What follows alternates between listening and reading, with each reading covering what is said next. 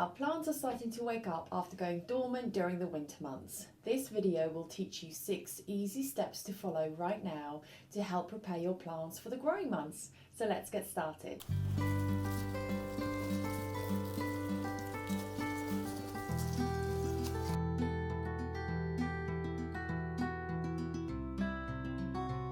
My name is Chantal and I want to share with you 6 of my tips that I do to get my plants ready for the growing months. Now during winter months our plants go dormant, which means they don't do much growing, they go to sleep.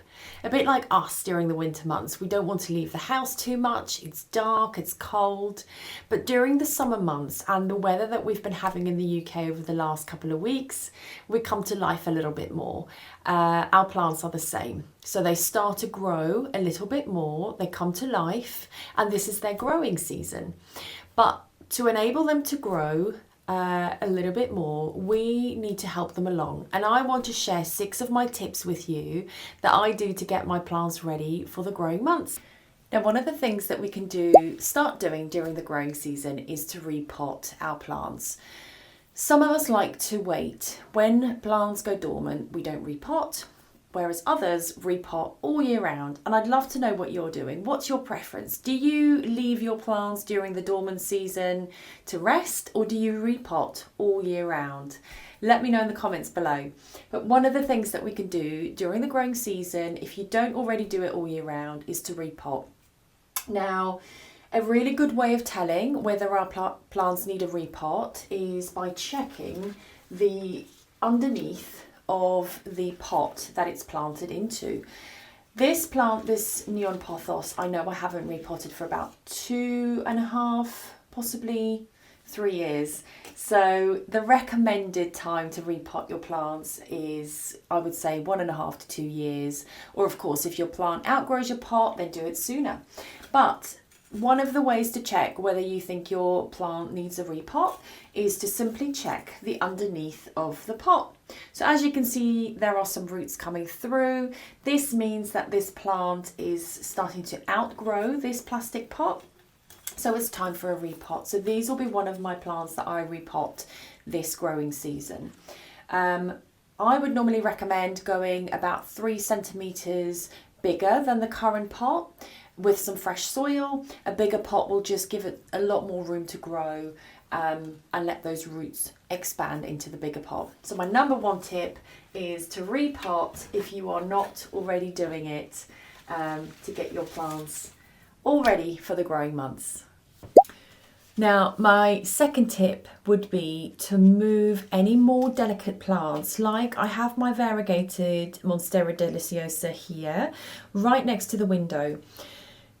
During the winter months, when the plant gets some direct sun, that's fine because the winter sun is not as harsh as the summer sun. So when this lovely plant gets some direct sunshine during the winter months, it's perfectly fine, but it's the summer sun that I'd be worried about, because these delicate leaves in the direct sunshine will be scorched because the extreme summer heat will be a bit too much for these delicate leaves. So I will move this plant probably in the next week or so, still to a bright spot in my plant room, but it won't perhaps be in direct sunshine because I don't want to damage these leaves. So make sure, of course, succulents and cacti that are well established can take some direct sunshine in the summer, but some delicate leaves like Monstera, definitely peace lily, pothos, those delicate leaves perhaps can't take the harsh summer sun, so make sure that you move them out of direct sunshine but still keep them into a bright room. One of the things I love doing is to wipe the leaves of my plants. Now, the reason we would wipe the leaves is because if you look really closely, there's a layer of dust, especially these large leaves like Monstera, but all plant leaves really need a dust. But if you look closely, there are some layers of dust that forms on these leaves, and if we don't remove the dust, the plant can't photosynthesize fully by taking energy and food resources from the sun. So I use one of these dusting cloths. You can use a microfiber cloth. I've used a damp kitchen towel. That works really well as well. So you don't need to spend loads of money. Find a soft cloth. I love this because I can put my glove on and I spend some time just wiping the leaves. I don't use any leaf spray or anything because I find this is sufficient. Especially if you use a damp cloth, that works really well as well. So make sure after this that you go and check your plant leaves and then give them a really good dust so that they can photosynthesize during the growing season. Have fun! One of the things that's quite a grey area for a few of us is fertiliser. And I get asked a lot, why should I fertilise? Should I fertilise? What should I use? When should I do it? So it's completely normal not to know all of these answers. That's why videos like these are really helpful, especially if you're new to houseplants. Now let's start with why we fertilise indoor plants. If you think about it, plants in nature are in their natural habitat, their natural environment, so they get the natural rainwater, which is perhaps not as harsh as our tap water. They get the nutrients from natural soil, perhaps get the right light, whereas if they're indoors, they are in a room with heating during our winter months, perhaps air cons during summer months. They might not get the right light, but also if they are in the same pot for, let's say, 2 to 3 years, and we don't refresh the soil, where will they get their nutrients from? So it's really important that we give them those extra nutrients in the form of a houseplant fertiliser. Now, I will link a fertiliser below that I'm using. I'm not too fussy with which ones I use because I think most of them do the same job. But the most important thing for me is that I use a houseplant specific fertiliser. I get asked a lot whether you can use a tomato feed on your houseplants. I would say no, because tomato feed are formulated specifically for vegetable and fruit crops. Now, I don't know much about those specific feeds, but I think they are super high in pH levels and nitrogen and, you know, things that are really good for vegetables and fruit, but perhaps not so good for houseplants. So if you can, stick to a houseplant feed that you can get from any garden centre, any shop, and follow the instructions on the back. Some would say mix with your water and fertilise every week, every 2 weeks. Some might say sprinkle the fertiliser directly onto your soil and then water. So just follow the instructions on whatever fertiliser you're getting. But I think it's really important that we fertilise during the growing months to give our plants the extra nutrients, to give them that boost. If you are not fertilising yet, I would really recommend it. You will really notice a difference in how your plants are growing and the general health of them during the growing season. But also that gives them then that comfort blanket during their dormant period during the winter months. Another really effective but simple way to keep our plants healthy is to remove any dead stems, leaves from an already healthy plant. I've got my anthurium here. If you can see this lovely plant, I need to repot it. I wouldn't say it's the healthiest it has been, so this needs my attention. But I have noticed there's a dead stem just here.